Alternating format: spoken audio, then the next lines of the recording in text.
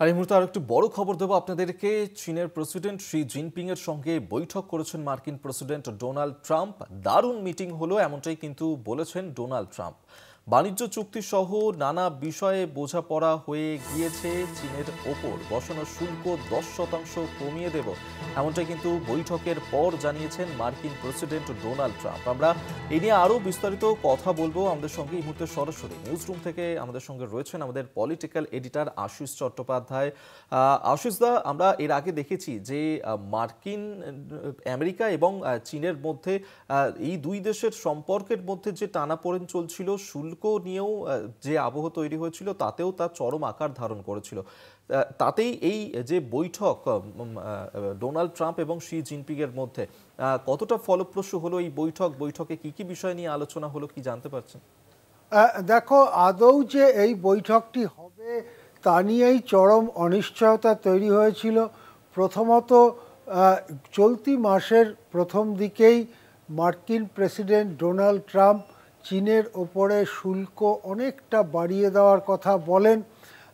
চীনও জানিয়ে দেয় যে তারা তাদের বিরল ধাতু এবং ইলেকট্রনিক সার্কিট সমৃদ্ধ অত্যাধুনিক জিনিসপত্র রপ্তানি পুরো বন্ধ করে দেবে। এই সব রপ্তানি বন্ধ করার ডেট ছিল 1 নভেম্বর। 1 নভেম্বর থেকে তারা এই সবগুলো ধাপে ধাপে রপ্তানি বন্ধ করে দেবে। আবার মার্কিন প্রেসিডেন্টও বলেছিলেন যে বিপুল শুল্ক চাপাবেন, সেটাও এই নভেম্বর থেকে চালু হবে। এই পরিস্থিতিতে যুযুধান দুই বৃহত্তম অর্থনীতির দেশ, তাদের শীর্ষ নেতাদের মধ্যে বৈঠক হবে কিনা সেটা নিয়েই একটা সন্দেহ দেখা দিয়েছিল। অবশেষে অবশ্য দক্ষিণ কোরিয়ার বুসান শহরে দুই নেতা মুখোমুখি হয়েছেন। জিনপিং কম কথা বলেন, এখনও তার কথা জানা যায়নি, কিন্তু ট্রাম্প মিটিং শেষে বেরিয়ে এসে খুবই উচ্ছ্বসিত ভাষায় বলেছেন যে দারুণ মিটিং হলো এবং নানান বোঝাপড়া হয়ে গিয়েছে। ট্রাম্প দাবি করেছেন যে চীন যে বিরল ধাতু রপ্তানি করবে না বলে সিদ্ধান্ত নিয়েছিল, তার থেকে ফিরে গেছে চীন। অর্থাৎ বিরল ধাতু আমেরিকাতে রপ্তানি চীন করবে এবং আমেরিকার থেকে সয়াবিন কেনা সেটাও চীন আবার শুরু করবে। এর বিনিময়ে চীনের ওপরে ইতিমধ্যে যে বসানো শুল্ক, 57% শুল্ক চীনের উপর বসানো ছিল, তা 10% কমিয়ে 47% করে দেওয়া হবে, এটা ট্রাম্প জানিয়েছেন। যদিও বিরল ধাতু এবং সয়াবিনের কথা ট্রাম্প বলেছেন, কিন্তু আরও কতগুলো বিষয় রয়েছে যেটা সম্পর্কে ট্রাম্প আলোকপাত করেননি। তার একটা হচ্ছে চীনা ছাত্ররা যে আমেরিকায় পড়তে যায় তাদের ওপরে নানান ভিসা নীতি ইত্যাদির কারণে নানান রকম নিষেধাজ্ঞা চাপিয়েছে মার্কিন প্রশাসন। পাশাপাশি চীন যে অত্যাধুনিক ইলেকট্রনিক সার্কিট সমৃদ্ধ জিনিস রপ্তানিতে নিষেধাজ্ঞা জারি করেছে, সে বিষয়ে সহ অনেকগুলো বিষয়, তার মধ্যে সামরিক উত্তেজনার বিষয়ও রয়েছে, তাইওয়ানের বিষয়ও রয়েছে।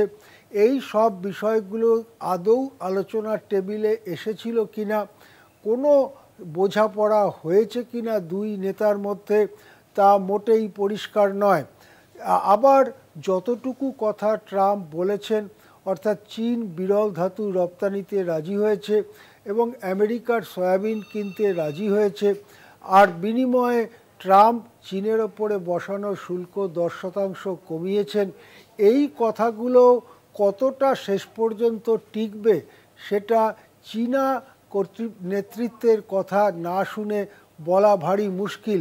কেননা এর আগেও দেখা গেছে ট্রাম্প যা বলে দেন হঠাৎ করে, বাস্তবের সঙ্গে অনেক সময় তার সম্পর্ক কম থাকে। সুতরাং জিনপিং মুখ খুলে কি বলেন বা চীন থেকে কোনো বিবৃতি দেওয়া হয় কি না, সেটার জন্য আন্তর্জাতিক বিশেষজ্ঞরা অপেক্ষা করছেন।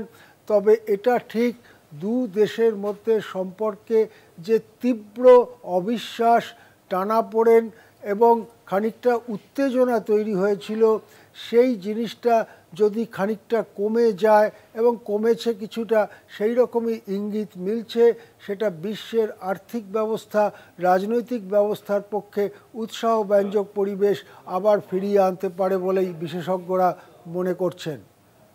একেবারেই তাই। আপাতত ধন্যবাদ জানাবো আশিসদা আপনাকে। এতক্ষণ সরাসরি নিউজ রুম থেকে আমাদের সঙ্গে ছিলেন আমাদের পলিটিক্যাল এডিটর আশিস চট্টোপাধ্যায়।